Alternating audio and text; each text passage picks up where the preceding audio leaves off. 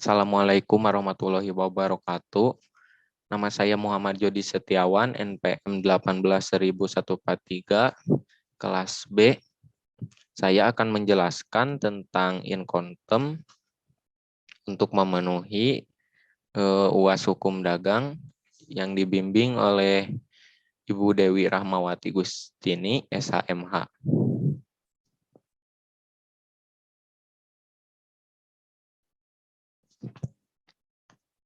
Pengertian inkontem singkatkan dari International Commercial Term, adalah seperangkat peraturan perdagangan trade term tentang pengertian syarat penyerahan barang.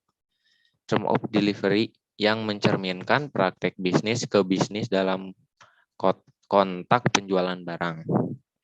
Tujuan inkontem agar tidak terjadi kesalahan dalam mengartikan istilah-istilah yang umum dipergunakan dalam perdagangan internasional, supaya tidak terjadi misinterpretasi di negara-negara yang berbeda. Transaksi antara negara ada resiko sengketa. Disusun ketentuan standar yaitu inkontem. Inkontem dibuat oleh ICC. Tujuan menghindari kesalahpahaman yang disebabkan oleh perbedaan praktek transaksi di negara masing-masing pihak. Inkontem diterbitkan pada tahun 1936. Inkontem 1936 diperbaharui terus sehingga kita kenal Inkontem 1951. Inkontem 1967, Inkontem 1976, Inkontem 1980, Inkontem 1990, dan Inkontem 2000. Ketentuan dalam inkontem digunakan untuk menyelesaikan transaksi internasional. Untuk barang berwujud tangible tidak termasuk untuk barang yang intangible.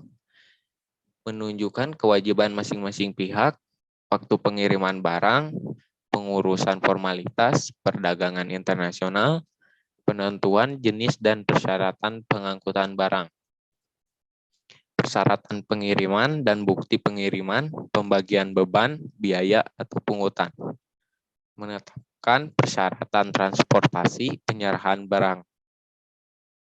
Ketentuan penyerahan barang. Ada 4 kelompok.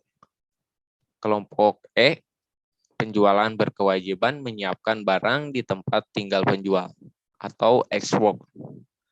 Kelompok F, mewajibkan penjualan menyerahkan barang kepada perusahaan pengangkutan sesuai yang ditunjukkan pembeli. FCR, FIS, FOB. Kelompok C, penjual mengurus formalitas ekspor dan melakukan kontrak dengan perusahaan pelayanan untuk pengiriman barang. CFR, CIF, CPT, CIP. Kelompok D, segala biaya beban resiko pengiriman barang ditanggung penjual. DIF, DAS, DAQ, DDU, DDP. Ex-work. Ex artinya dari, works artinya pabrik. Misal, ex-work Yogyakarta, penjualan menyerahkan barang di tempat tinggal di Jogja.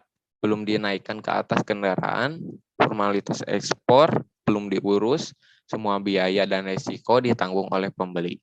Ketentuan penyerahan barang berupa export tidak lazim digunakan.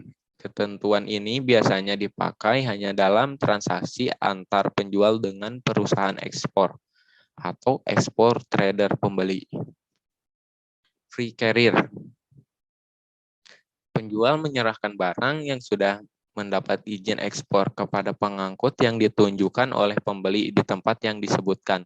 Tempat yang ditunjukkan, 1. Tempat penjual bertanggung jawab memuat. 2. Tempat lain, penjual tidak bertanggung jawab membongkar.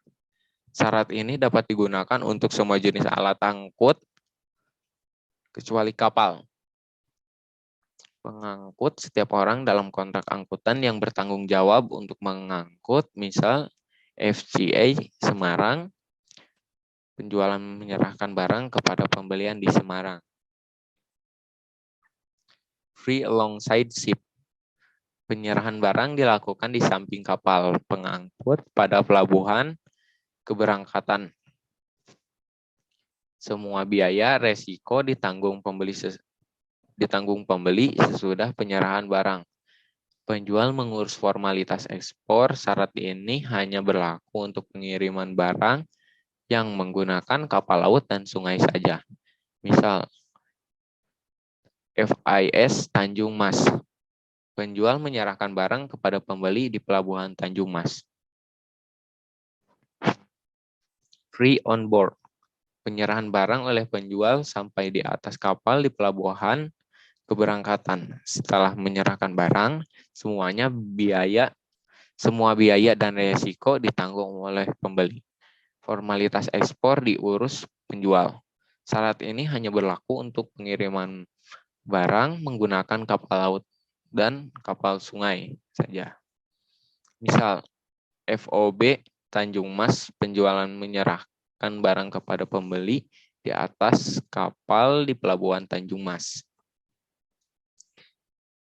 Cost and freight, penjual menyerahkan barang hingga melewati pagar kapal di pelabuhan kedatangan atau tujuan. Penjual wajib membayar dan ongkos angkut sampai pelabuhan tujuan. Risiko kerusakan setelah penyerahan ditanggung pembeli. Formalitas ekspor diurus penjual. Syarat ini hanya dipakai untuk angkutan laut dan sungai saja. Misal, CFR Karachi, penyerahan barang sampai ke pelabuhan Karachi sebagai pelabuhan tujuan. Terima kasih. Mohon maaf bila ada salah kata dan salah penyampaian. Wassalamualaikum warahmatullahi wabarakatuh.